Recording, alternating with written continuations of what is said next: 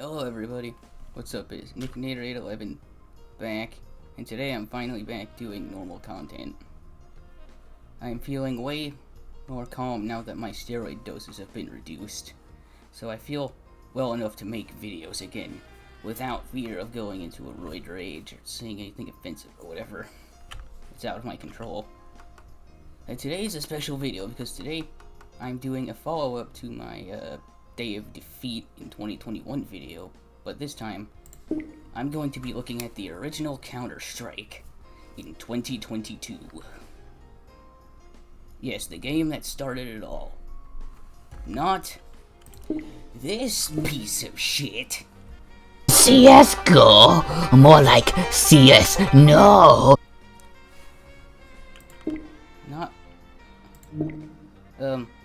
this one is good though, but I'm not looking at this one today. Okay, maybe I will touch on it a tiny bit, but not that much.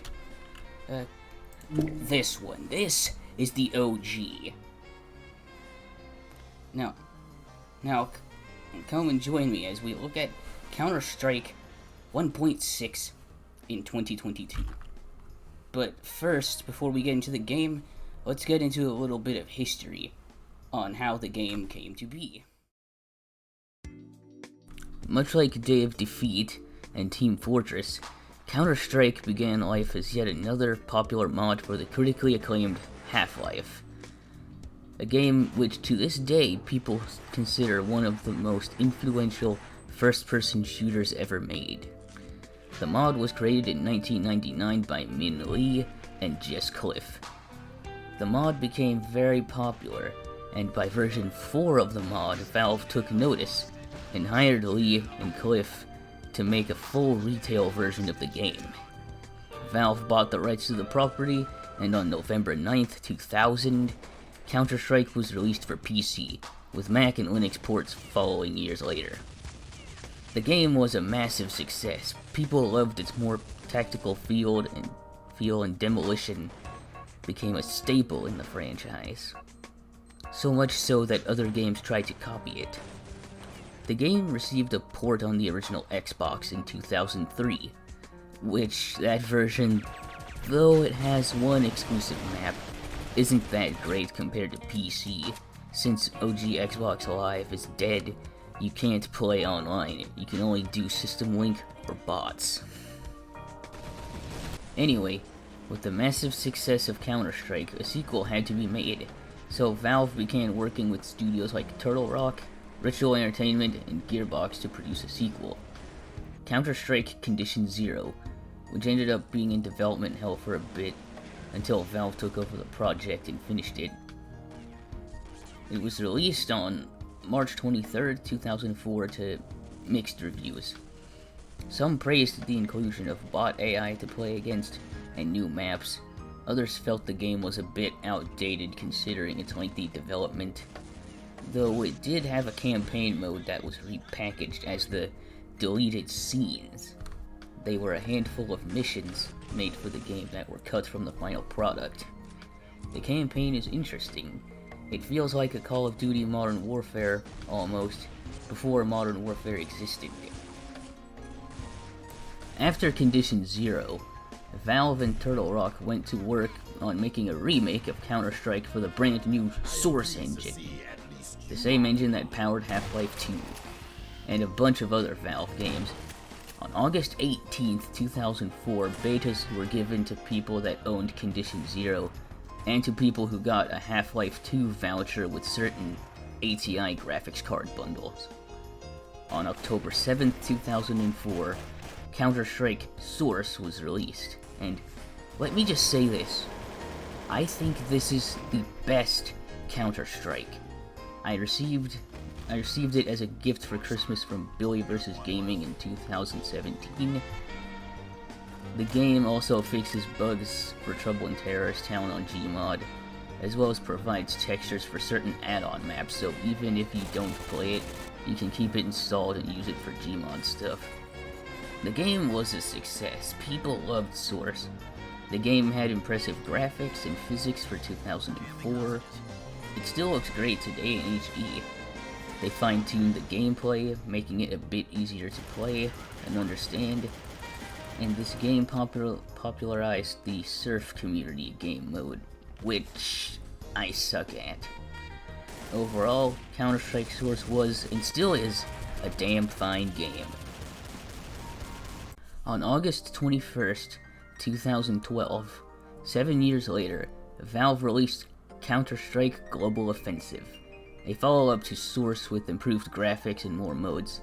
And I'm gonna be honest, I don't like this game.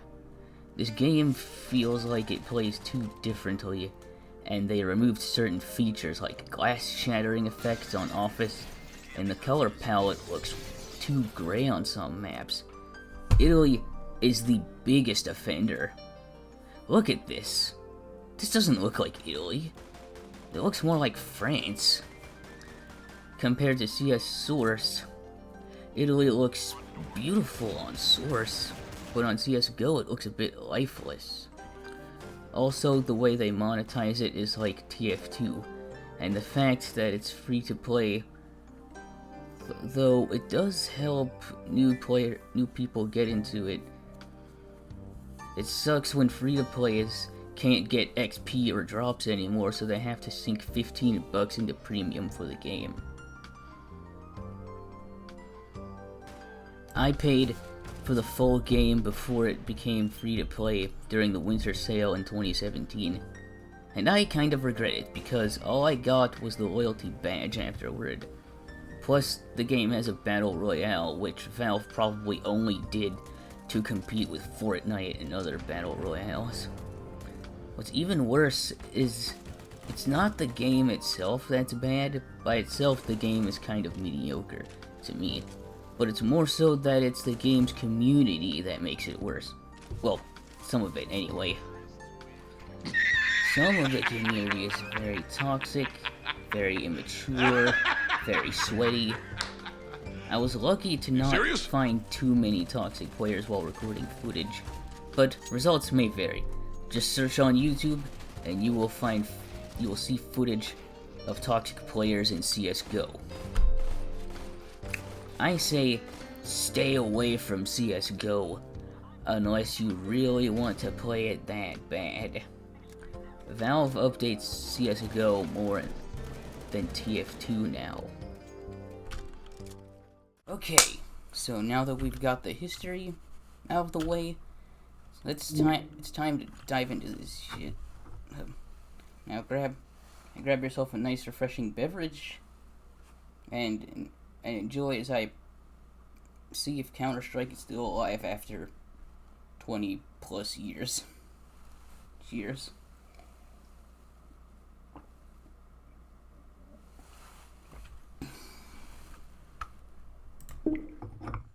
Alright, so here we are. Counter-Strike 1.6. The game that started the entire Counter-Strike franchise. So, like with all Gold Source games, you have to type in your player name separately. There's advanced settings and stuff. You can change your crosshair appearance. You can change the way it looks. You can change the color. I'm just going to keep it on standard green. Obviously, you have your controls. Stuff. Very important. If you're gonna play any Gold Source game, especially the original Half-Life, turn on raw mouse input. But trust me, this will help if your mouse won't really let you turn the camera around. Let's find us a server, and damn, there are over 300, I don't know, maybe even 1,000 servers on here in 2022.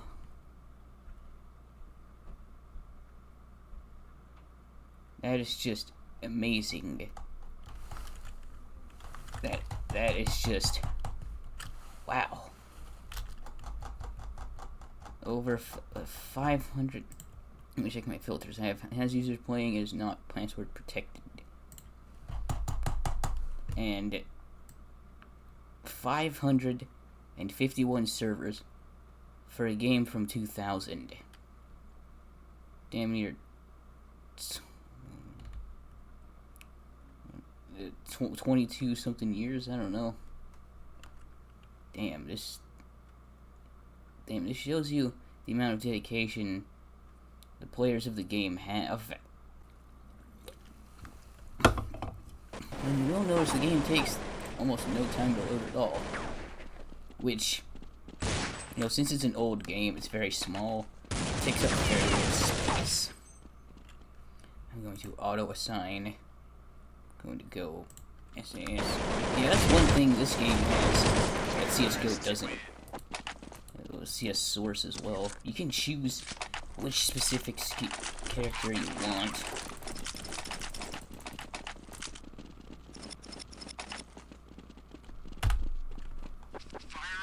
One thing this game does that CS Source CSGO does not is that you have to buy ammo.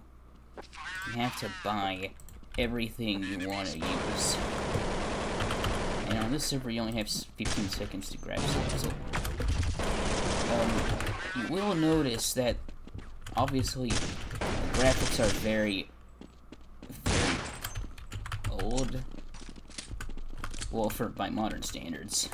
But really, in 2000, this game would have been great. It would have looked great, it would have sounded great. In 2000. Back then, computers...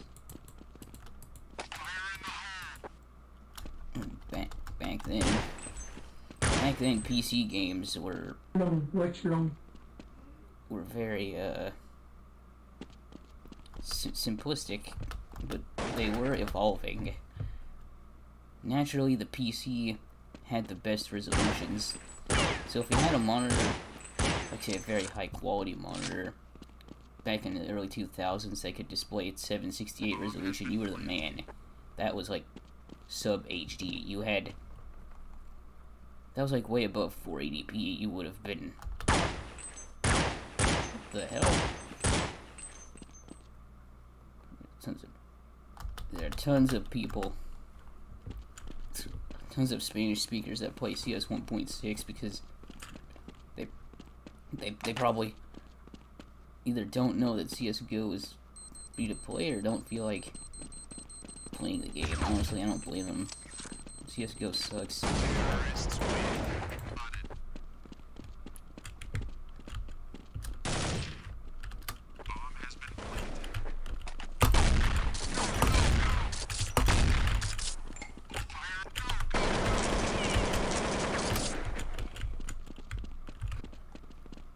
Well, at least the community on CS Source, CS 1.6, I don't know, they seem way more chill than CSGO, let me tell you. On CS Source, most of the community, they don't really give a shit if you do bad or not.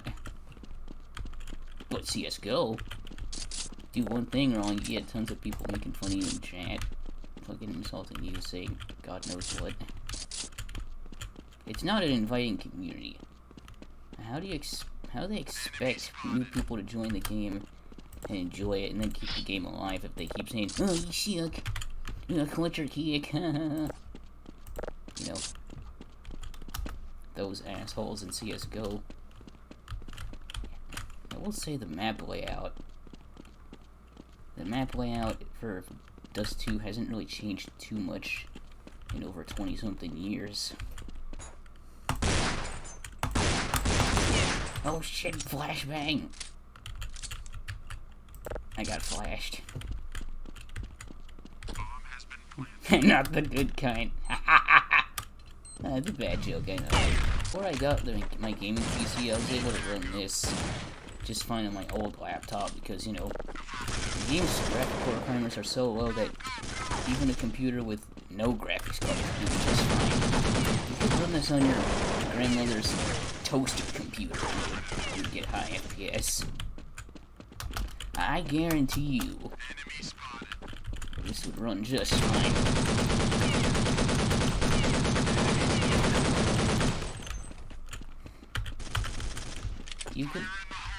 I guarantee you could run this on a shitty netbook laptop and it would run just fine. Hell, I bet you you got one of those weird, stupid... You get one of those pine books, it would run just fine.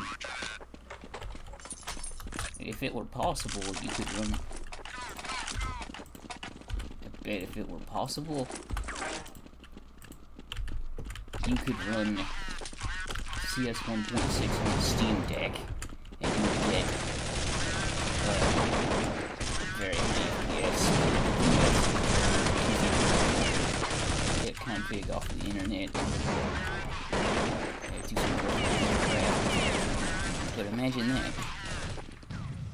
Since this game is natively playable on equipment, yeah, Csgo recently brought back this, but this is tactical shield, but on servers it has been, in this game it has been restricted because people would always use the riot shield to troll. They would just, you know, equip it, and then no one could shoot you and kill you, and then you could just put it away, shoot someone with a pistol, and then bring the shield back up, and then you can shoot the fuck out of people. And, you know, when they brought it back to CSGO, they made it so you can't hold anything while holding the riot shield, so that you can't troll people anymore. Which I will say is a good balancing move. Even though Valve said they would do something about TF2, I have yet to see anything that stops these goddamn loser bot hosters from hosting bots in their grandma's basements because they're too fucking lazy to do anything with their lives. They're pathetic human filth. And honestly, I would call for the mass public humiliation of all TF2 bot hosters.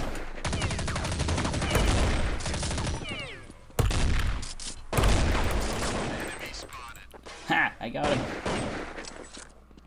Son of a bitch. So this bad boy you can put a suppressor on. It is just so cool.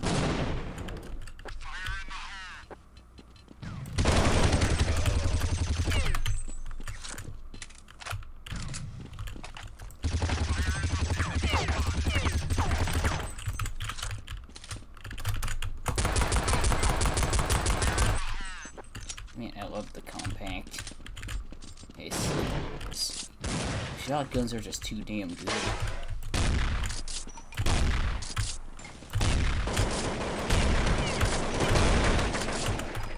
And did you see? Those shells actually hit something. The MP5. One thing about this game that CSGO does not do is that, depending if you take the MP5 and then have a 9mm pistol, it shares the same ammunition, so you have to be careful which one you buy, which one you use, because they use the same ammo. It's not that they don't have separate ammo counts, they use the same ammunition. So if you use everything for your MP5 and then switch to your Glock, for example, you know, the Glock will be out of ammo too. So you have to be careful. CSGO doesn't do that because CSGO is just... they made it too fucking simple. And, I don't know, they kind of mess with the game. And all the balance, it's just not as fun as Source or this classic stuff. We'll take the defusal kit. The defusal kit allows you to defuse bombs faster. Do yourself a favor and buy it. It's only 200 in-game dollars. It's barely anything. It does save you a lot of time. Yeah, with the Scout, you have no movement restriction when you're aimed, so you can run at full speed while aiming. Which is actually pretty damn cool. And unlike CSGO, when you move, the sight doesn't actually diminish in terms of its crosshair. Because when you move in CSGO, the crosshair gets blurry. Wait, what the fuck? What's that? Haxor, fine wines. This dude just... Oh, look, he has a minigun. Ah, damn it, why can't I take it? I will say the sound effects are really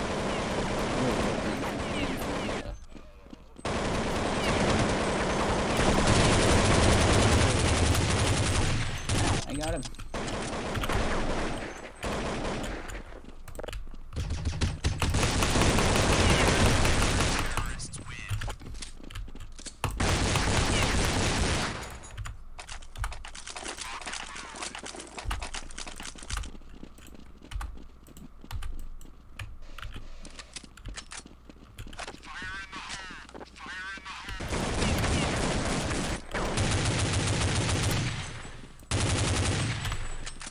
If you ever played like Demolition Mode or Search and Destroy in Call of Duty, you've basically played Counter Strike in some capacity.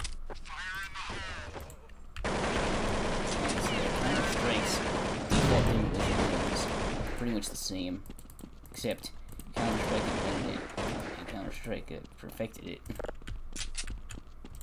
I guess also maybe Rainbow Six Siege would be probably a closer competitor, but I've never played it, and I don't even know if I would want to play it, considering how much I suck at Counter-Strike. Unlike CSGO, this game only has 2 shotguns. The automatic and the pump. That's it. Just 2 shotguns. So, it's obviously a no-brainer. Which one do you want? Pump or the auto? Most people like the auto because it's faster. But still, it's cool to look at those pump action animations. So, Counter-Strike, as a whole, has a lot of iconic maps, like Dust 2, Inferno, Train, Office, Italy, what else? Nuke, and I think some other like, Cobble or I think some other iconic maps that I can't remember at the moment.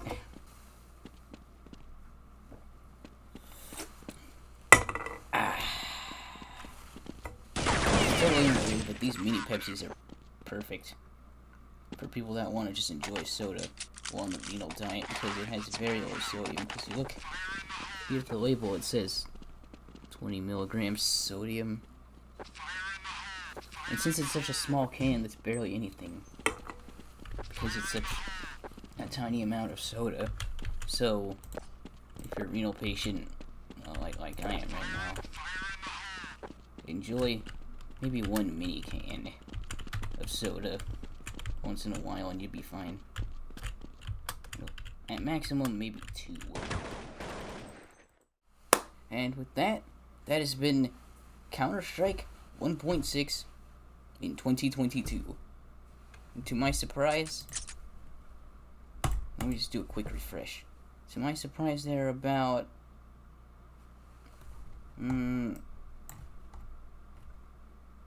holy shit. What the fuck? There are about 586 servers active for this game in 2022. That is insane. After 20-something years after the game's release, there are still community servers being hosted to keep this game alive. And I guess Condition Zero, but Condition Zero has less servers. And also, Counter-Strike Source is just fueled by community servers. And that is it. That is it for this video. Please like, comment, and subscribe if you enjoyed this. If you disliked it, then go ahead and leave a dislike. The only one that can see it is me. And I'll catch you next time with my future endeavors. So, till then, have a nice summer. Peace.